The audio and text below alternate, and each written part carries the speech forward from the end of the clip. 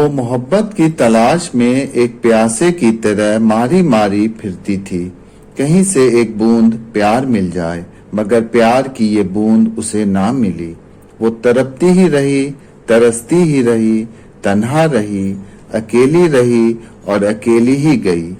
اس کے اس اکیلے پن سے، اس کے دکھ سے خدا بھی تڑپ گیا ہوگا، مگر ظالم انسان، بے حس انسان اچھے لوگوں کے ساتھ ایسا ہی کرتے ہیں، ایسا ہی کرتے رہیں گے۔ مینا، موت مبارک ہو۔ یہ اس درد بھرے مضمون کا ایک حصہ ہے جو نرگس دت صاحبہ نے مینا کماری جی کے موت کے بعد جون 1972 میں اس وقت کے سب سے مقبول رسالہ شمع میں لکھا تھا۔ شمع کی مقبولیت ایسی تھی کہ اس دور کے مایہ ناز فلمی ہستیاں جیسے پران، نوشاد، نادرہ، گلزار، نرگس، خواجہ احمد عباس، راہی معصوم رضا کے ساتھ ساتھ شہرت یافتہ ادبی شخصیت جیسے عصمت چغتائی، راجندر سنگھ بیدی، فراق گورکھپوری، جگر مراد آبادی وغیرہ کے مضامین اور شاعری اس میں شائع ہوتے تھی۔ اس وقت یہ بھی کہا جاتا تھا کہ کوئی رائٹر مکمل نہیں مانا جا سکتا جب تک کہ اس کی بائی لائن شمع میں شائع نہ ہو۔ شمع کی مقبولیت صرف ہندوستان میں ہی نہیں بلکہ دوسرے ممالک میں بھی اتنی ہی تھی۔ یہ رسالہ اسپیشل فلائٹ سے نیو یارک، لندن اور کراچی جایا کرتا تھا۔ مشہور فلم ڈائریکٹر کمال امروہی صاحب نے کہا تھا کہ انہوں نے یورپ میں خود دیکھا ہے لوگ کافی دور سفر کر کے شمع خریدنے جایا کرتے تھے۔ شمع کی کہانی 1939 میں شروع ہوتی ہے جب ریئل اسٹیٹ اور چمڑے کے ایک کاروباری یوسف دہلوی صاحب یہ فلمی اور ادبی رسالہ منظر عام پہ لاتے ہیں۔ شمع کے پہلے شمارے کی قیمت 2 آنا تھی اور اس کے کور پیج پہ یہ شعر لکھا تھا، لو شمع ہوئی روشن آنے لگے پروانے، آغاز جب ایسا ہے تو انجام خدا جانے۔ 1954 عیسوی تک شمع کا سرکولیشن 1 لاکھ کاپی سے زیادہ ہو گیا۔ یوسف صاحب کے 3 صاحبزادے یونس، ادریس اور الیاس دہلوی صاحب نے ان کا ساتھ دیا اور شمع ہاؤس سے شمع کے علاوہ بانو، کھلونا اور سبزتہ جیسے رسالے بھی نکلنے لگے اور کافی پسند کیے جانے لگے۔ اس وقت کی تمام بڑی فلمی ہستیاں اشوک کمار، دلیپ کمار، سنیل دت، آشا پاریکھ، وحیدہ رحمان، راج کپور، محمد رفیع وغیرہ کا نہ صرف دلی کے چانکیہ پوری علاقے میں شمع ہاؤس آنا جانا رہا بلکہ کچھ تو اس کوٹھی میں کبھی کبھی رک بھی جایا کرتے تھے۔ یہاں پہ یہ بتاتے چلیں کہ 90 کے دہائی میں جب شمع ہاؤس بکا تو اسے بی ایس پی سپریمو مایاوتی نے خرید لیا۔ یوسف دہلوی صاحب کی پکڑ فلم انڈسٹری پہ کافی اچھی تھی۔ انہوں نے ہی سنیل دت صاحب کو تیار کیا تھا کہ وہ نرگس دت صاحبہ کو اجازت دیں 1967 میں ریلیز ہوئی فلم رات اور دن میں کام کرنے کے لیے۔ بعد میں نرگس دت صاحبہ کو اسی فلم کے لیے نیشنل ایوارڈ بھی ملا۔ محمد رفیع صاحب نے شمع میگزین میں ایک انٹرویو میں یہ بتلایا تھا کہ مشہور playback singer Talat Mahmood صاحب کو فلم انڈسٹری میں پیر جمانے کے لیے کافی مشقت کرنی پڑی تھی، انہیں کام نہیں مل رہا تھا۔ پہلی بار 1950 میں آرزو فلم کے لیے انیل بسواس صاحب نے انہیں موقع دیا اور اے دل مجھے گانا جو کہ دلیپ کمار صاحب پہ فلمایا گیا تھا، اس کے بعد ہی طلعت محمود صاحب کو فلم انڈسٹری میں مقبولیت ملی۔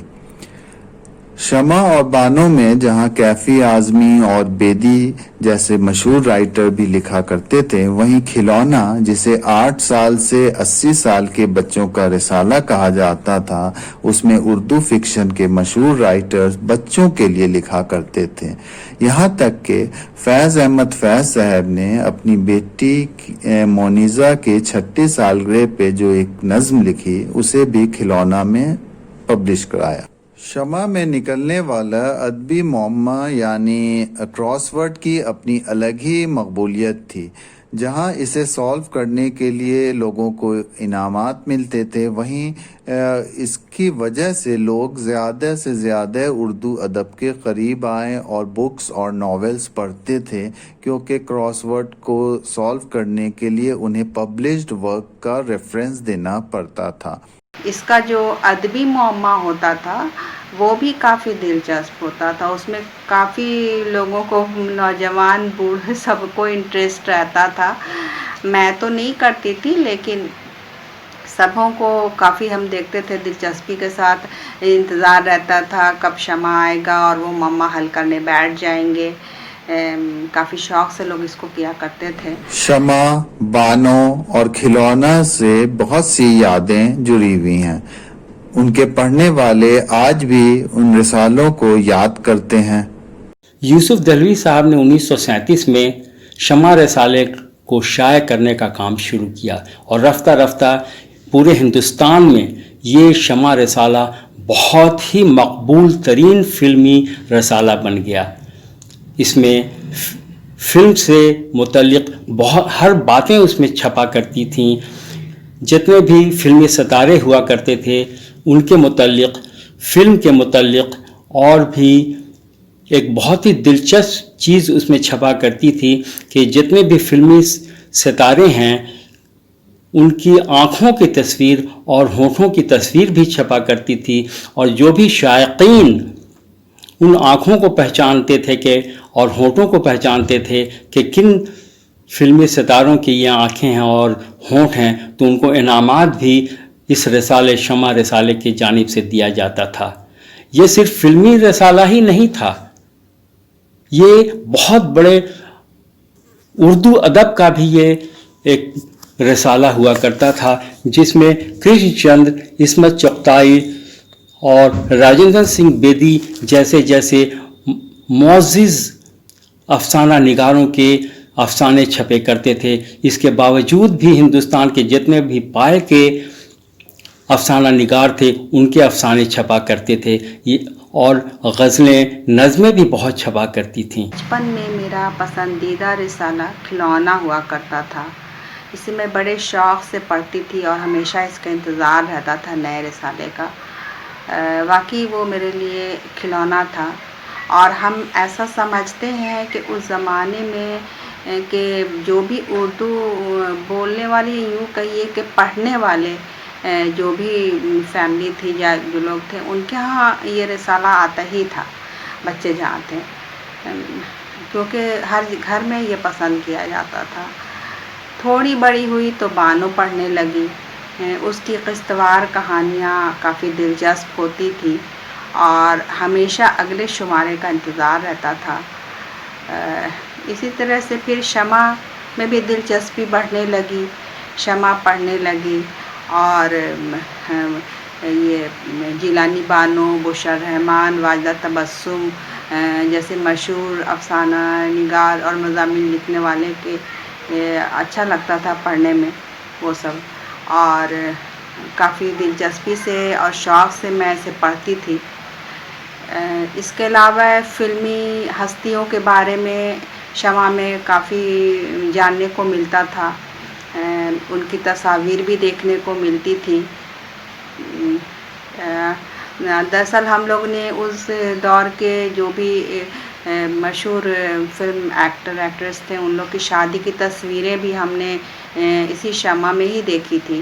کھلونا، بانو اور شمع ہم لوگوں نے اسکول سے لے کے کالج تک میں ہمیشہ پڑھی، اور اس کی پرنٹنگ کوالٹی جو ہے بہت ہی بہترین تھی، لیکن اب اس دور میں اس اسٹینڈرڈ کی اردو میگزین نظر نہیں آتی۔ شمع، بانو 20ویں صدی اتنا مقبول ترین رسالہ اردو ادب کا ہوا کرتا تھا، اور ہر گھروں میں، ہر معزز گھرانے میں اور ہر ادبی ماحول میں ان رسالوں کو بہت ہی شوق سے پڑھا جاتا تھا، اور ہماری بہنیں ان رسالوں کو بہت شوق سے پڑھتی تھیں، شمع کو خاص کر بہت شوق سے پڑھتی تھیں، اور سالوں بھر کے رسالے کو وہ جمع کر کے ان لوگ رکھتی تھیں، اور ایک شمع پڑھا، پھر اگلے रसाले अगले महीने के रसाले का बहुत बेसब्री से इंतजार किया करती थी। मशहूर फिल्म एक्टर धर्मेंद्र साहब ने कहा था कि 9th स्टैंडर्ड से ही वो शमा मैगजीन पढ़ा करते थे और वो हर माह इसे खरीदने के लिए लुधियाना रेलवे स्टेशन जाया करते थे और शमा पढ़ते पढ़ते ही उनके अंदर फिल्मों में काम करने की शमा रोशन हुई थी। बहरहाल कई वजूहात और घटती उर्दू रीडरशिप के वजह से ये सारे रसाले यके बाद दीगरे बंद होते गए। 1985 में यूसुफ दहलवी साहब का इंतकाल हो गया। उनके बेटे यूनुस दहलवी साहब का पिछले साल फरवरी में और अभी चंद हफ्ते पहले यूनुस दहलवी साहब की साहिबजादी सादिया दहलवी, जो कि बानो की एडिटर भी रह चुकी थी, उनका इंतकाल हुआ। 90 के दहाई में जब सादिया दहलवी सहारनपुर गईं तो उनसे मिलने के लिए नौजवान लड़कियों की होड़ लग गई। सब ने बानो और शमा में उनके कॉलम पढ़ रखे थे। जो मुकाम शमा, बानो और खिलौना ने हासिल किया, वो मुकाम और कोई दूसरा रिसाला हासिल नहीं कर पाया। और अब इस मुकाम को हासिल करना तो दूर की बात, कोई भी उर्दू रिसाला बुक स्टॉल तक भी नहीं पहुंच पा रहा है। इसकी वजूहात चाहे जो भी हों, पर यह एक अफसोसनाक सच है। 6 अगस्त को जब सादिया दहलवी को सुपुर्द खाक किया गया तो बहुतों के ज़बां पे ये शेर था, दागे फिराक सोहबत शब की जली हुई, एक शमा रह गई थी सो वो भी खामोश है। उम्मीद करते हैं कि आने वाले वक्त में फिर कोई नई शमा रोशन होगी। नाजरीन आदाब, हमें बेहद खुशी है कि आपको उर्दू लाइव का ये प्रोग्राम पसंद आ रहा है। आपके अच्छे अच्छे मैसेजेस हमें मिलते रहते हैं। आप सबों का तहे दिल से शुक्रिया। जो लोग इस प्रोग्राम को पहली बार देख रहे हैं, उनसे गुजारिश है कि वो इस उर्दू लाइव प्रोग्राम के पिछले शुमारा को भी देखें। इंशाल्लाह उन्हें ज़रूर पसंद आएगा। और आइए अब एक गज़ल और एक नज़्म सुनते चलें। पेश खिदमत है मेरी एक गज़ल, मुलाजा फरमाए। खुद को तू सुए आईना वार देख, रुखसार पे आई ये बहार देख, इन मुस्कुराहटों को बार बार देख, चुपके से तुझे कोई देख रहा है, चुपके से तुझे कोई देख रहा है। अपनी आंखों में छाया खुमार देख, अपनी आंखों में छाया खुमार देख, झुकी मिज़गां में काजल की ढाल देख, जुल्फों के पेच जो खम को बार बार देख, चुपके से तुझे कोई देख रहा है। नए पैरहन में जलवगाह नाज देख, ये अपने बदले बदले से अंदाज देख, अंदाज गुफ्तगू में नाशात कार देख, चुपके से तुझे कोई देख रहा है। अपने बेकरार दिल से नई मुलाकात देख, अपने बेकरार दिल से नई मुलाकात देख, किसी से मिलने के लिए दिले पुर इस्तरार देख, खुद को आईने में बार बार देख, चुपके से तुझे कोई देख रहा है, चुपके से तुझे कोई देख रहा है।